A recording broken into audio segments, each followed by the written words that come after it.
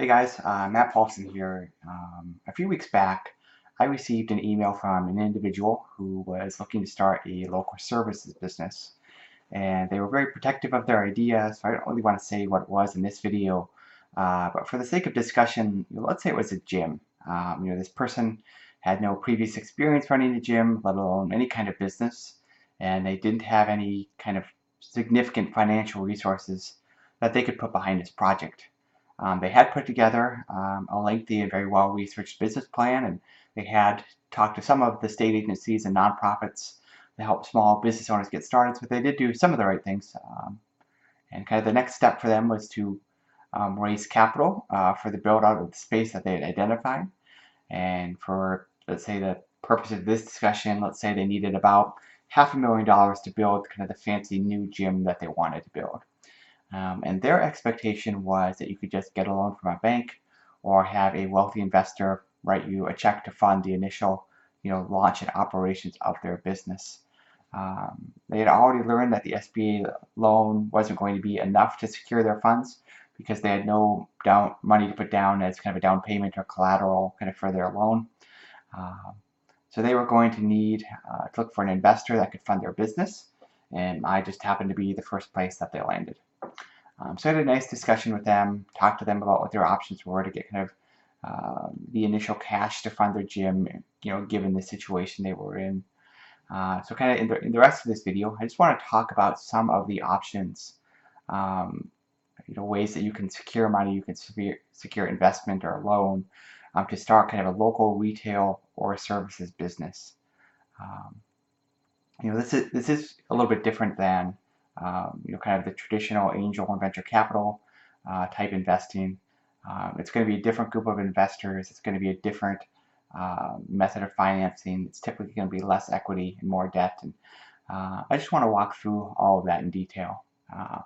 But before we kind of discuss how to finance or get an investor or get debt for your business, I do think it's important to note that starting any kind of new business it's a risky endeavor, and taking on financing tends to increase that risk. Most small businesses do fail after the first few years, and that's just the reality of entrepreneurship. It's a high risk, high reward proposition, and if it goes well, you can make a lot of money. If it goes poorly, you could lose all of your money. And when you take on a loan or you bring on an investor in your business, you're magnifying that risk because not only are you putting your own money on the line, you're putting somebody else's money on the line as well. And if it doesn't work out, often they're going to look at you to pay them back over the time for the money that you lost. So before thinking that getting an investor or a bank loan is just free money that you can pay back with revenue from your business over time, just understand that bringing on other people's money can increase the amount of personal financial risk that you're taking on, depending on how the loan or the investment is structured. Now, let's say you're okay with that kind of risk. There are two types of investments you can get in your business. One is kind of debt, where you owe a bank or somebody else money, and the other is equity, where an investor takes a percentage ownership of your business. While most tech startups take on equity investors, local retail and service businesses tend to take on debt, and the reason for that is that not a lot of people want to own a restaurant or a retail store, and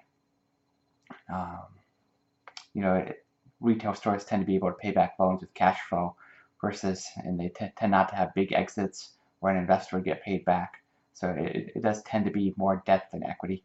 And there are a lot of different ways that a local retail store, local services company, a gym, whatever, can take on debt to fund their business. I mean, you could, if you really wanted to, finance your business with credit cards, but that's typically a pretty bad idea given what the interest rates are. Really, if you want to kind of borrow money for your business to get it going, the best way to do that is to get a loan backed by the Small Business Administration or the SBA. With the SBA's various loan programs, banks will give entrepreneurs the opportunity to get a loan that normally wouldn't qualify because the SBA is guaranteeing the loan for the bank. So if you don't pay back the loan, the SBA will pay back the loan to the bank. It certainly is a process to get an SBA loan, and they're probably going to expect you to bring some of your own money to the table as kind of a down payment. But in most cases, getting a bank loan backed by the SBA is typically the most realistic and normal path to funding your business. And so, I mean, if you can do that, that's probably the thing to pursue. But if you don't have money for a down payment, you're probably going to have to work a part-time job, do some kind of side hustle for several months, to get that down payment in place. It's hard to make money just appear out of thin air, and that's true whether you're starting a business or not. The other option is to get an investor for that portion of the business, which we'll talk about in a minute. And there are a lot of different types of SBA loans. Too many to explain it on one video. But if that is something you want to think if it, an SBA loan is something you think you want to pursue, go book an appointment with the SBA's nearest district office. There's one in Sioux Falls at the Zio Center for Entrepreneurship. They're typically happy to sit down with you, meet with you, talk about the various loan programs and what might be a fit for your business. So if you want more information on that, SBA.gov is a very good resource for that. Let's say that an SBA loan isn't an option for you, or you just need money for your down payment on your SBA loan. In the case of the individual that wanted to start the gym, they probably would have needed an investor for kind of the first $100,000 of their business, and then an SBA loan for the rest of it. So in that case, it'd probably be a mix of both an investor and an SBA loan on top of that. So let's say you need money that you can't get from SBA loan. You go find investors, and you'll quickly discover that many angel investors, including myself, tend not to invest in local retail and services businesses, no matter how good they sound on paper. And the issue is that the risk-reward return ratio typically doesn't make sense. So basically, you're putting all the money up front into a local business that's more than likely going to fail over the next several years. And even if you are successful, you'll be lucky to break even after 5 years in the business, and that's just not very appealing to a lot of investors. You really need to find an investor that, one, obviously has the financial resources to fund your business, but two, also just wants your business to exist in the community. Last year, there was a guy named Zach Tenebo who wanted to open a haunted house in a warehouse in Sioux Falls. He approached me about it, sent me a message, and I thought, cool idea, but probably not something that I personally can invest in. On the other hand, my friend Trevor Nash Keller loves kind of unique entertainment venues and bringing new business model ideas to market. So he jumped at the chance to be an investor and an advisor in the business because he was really excited about it. And yeah, he can take the risk because he's got the money to take the risk. But it's as much kind of a fun project as it is an investment for him. Investors really need to have a vested interest in your business idea, because realistically, they're going to be your partner for several years, and they got to enjoy the process. Otherwise, they probably aren't going to invest. It really does have to be more than a financial transaction for the investor to take a bite. And this means you are going to have to talk to a lot of different investors before you find the one individual that has the financial resources to back your business and is excited enough about the idea to want to write a check for it.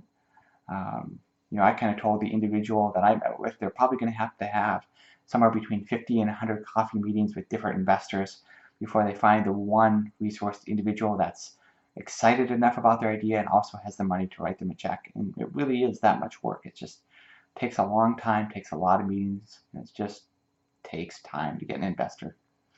Kind of the third option to fund your business, it's not right for everyone, is crowdfunding. And it really is a viable fundraising mechanism, for businesses that kind of already have a community in place around them, or they've got an existing customer base, or hundreds of people that want their business to be successful. In Sioux Falls, a good example of this is a company called Game Chest. It's kind of a community gathering place for people that play board games, and their customers wanted some new amenities at the store. I think, table, chairs, microwaves, stuff like that. So all of their customers pitched in a little bit and paid for the upgrades themselves. So Game Chest already had a community that cared about their business, lots of regular customers, and their community wasn't afraid to put their dollars towards the things that they cared about. Some people, just look at crowdfunding their business and see it as free money, but it's pretty difficult to do it well. Successful crowdfunding campaigns They're a lot of work. Most of them fail, and most successful Kickstarters already have their full amount lined up from individual backers before they ever even launch their campaign. And really, the goal is not to get the initial money from Kickstarter, but all the extra money that people that find out about it on Kickstarter bring in. So if you're trying to raise $100,000 on a Kickstarter, you probably should have a $75,000 goal. Have that $75,000 goal, and then raise another $25,000 from the Kickstarter people that find out about it on Kickstarter. You really can't just launch a Kickstarter campaign and expect people to start throwing dollars at it. There's much more that happens behind the scenes to make these things successful, and you really need to research and understand what's all involved in a crowdfunding campaign before you pursue that. Probably talk a lot more about crowdfunding campaigns in another video, but that is kind of a brief overview of that opportunity to raise money for your local business. So those are kind of the three main options that you might pursue for a local retail or services business in your community. If you don't have the resources to fund it yourself. And obviously, if you can write a check yourself, typically that's the best way to go, because it can be very difficult to raise money to launch a business, and that's just the nature of a beast. So you can get a loan, hopefully backed by the SBA, get an investor, or you crowdfund, and really there aren't magic answers for money beyond that. There aren't grants where somebody's just going to give you $100,000 to start a business. People say there are, but there tend to be a lot of strings attached, and it's more complicated than that. You can't get a big book of government grants and find the one grant that's going to fund the launch of your business. It typically just doesn't happen that way. It's not an easy thing to do. By design, starting a business, creating something from nothing, it's hard. And fundraising is a hard thing to do as part of that. But if you've creatively found a way to fund your business, I'd love to hear about it. Let me know. Send me an email. Put it in the comments below. I'd love to know how you have funded your local retail or services business. Thanks for watching. I think that's it for this video. See you next time.